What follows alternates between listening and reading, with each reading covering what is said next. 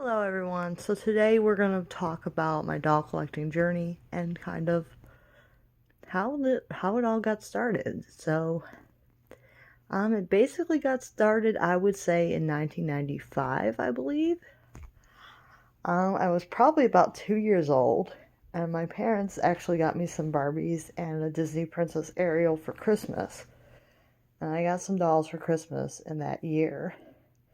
And that's kind of how the whole doll thing started. So I got some dolls for Christmas that year, and I was pretty happy with them. And obviously, they ended up being naked, and that's usually what happens when you're that little. And as I got a little bit older, I got better at keeping the dolls dressed. But it took until 1999 before I actually got interested in things other than Barbie. So, up until for the first few years, I was just into Barbie dolls mostly, and I think I had a few Fashion Corner dolls at that time, but that was really it. And I think I also had Luke Skywalker from Star Wars, but that was really it until about 1999. And around that time was when I got into Diva Stars. Now, Diva Stars were like an interactive type doll where you could change the outfits. They had like little snap-on outfits that you could change, and they were electronic, and they were a lot of fun. So I got into Diva Stars, and I was like super happy with Diva Stars, and I loved playing with them like almost every day. And I was super into Diva Stars up until they got discontinued, and I was really unhappy when I learned that they were discontinued.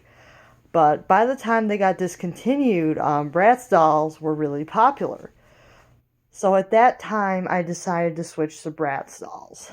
So that was around 2003-ish. I switched to Bratz dolls. I got my first Bratz doll. I got Dana. And then I got the Rock Angels. And then I got some of the Bratz babies in 2005 and the Bratz kids. And I got Princess Jade, and I got High School Cameron. So I got quite a few Bratz dolls around that time. And then after that, I kind of had a year where I was kind of like not really interested in dolls, because then I was like a teenager, and for a while I was getting rid of a lot of old toys. But I did keep the fashion dolls, but I got rid of pretty much everything else at that point. And then I got back interested in Barbie when the Barbie Fashionistas came out. And I got back interested in Barbie for a little while after that. And then when Monster High came out, I kind of went a little crazy. And that's really when things went nuts. That's really when my doll collecting thing actually started, because before I was just casual lover of dolls. But once I got into the Monster High, it just got really crazy. That's when I kind of went crazy for the dolls. I had nearly all of them, and it was crazy. Um, I also collected the Ever After Highs, and it was pretty awesome at the time, but the problem was they had a lot of issues with glue seepage and yellowing and things like that, and then there was a flood, and I ended up losing nearly all of them. So, yeah, that did not go very well for me. But at around 2013, I started my American Girl collection.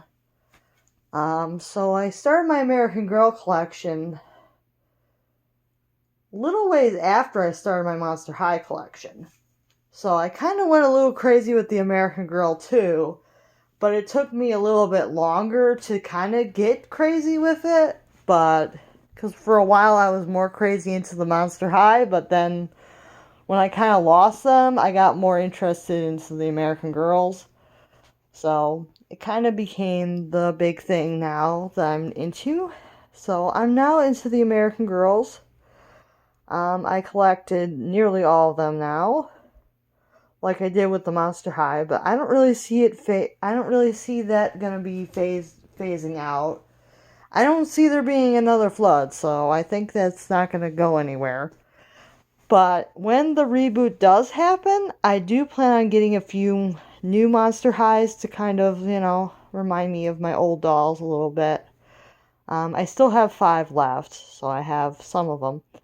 But I would like some more newer ones when they do come back. So, yeah. I don't know if Ever After is going to come back or not, but I don't have any of those anymore. As far as my scene goes, I had some as a teenager, I did. But I got them from thrift stores, so they weren't in the best condition. So I did have some my scene, but I didn't get them until I was a teenager. I didn't have them as a child. I had them as a teenager. So I did have some my scenes. But more as a teenager, as a thrift store finds. Not really as things that I did collect ongoing, but I did have some. Yeah. But overall, I did not really collect them as a child. I got them at the thrift store when I was collecting the Monster Highs. So yeah. So that's pretty interesting stuff. So I am interested in a lot of dolls still. But I don't really know where I'm gonna go with my doll collection. I did start up an OMG and Rainbow High collection, so there's that too that I'm interested in. So yeah. Doll collections kind of come and go with a lot of people. It's probably pretty normal. But interests wax and wane. That's what people have always said. So you never know when your interests are going to come and go. But as far as I know, I think the American Girl interest is definitely going to stay. I don't know about anything else. Yeah, we'll just see how it goes. But everything's been pretty good so far.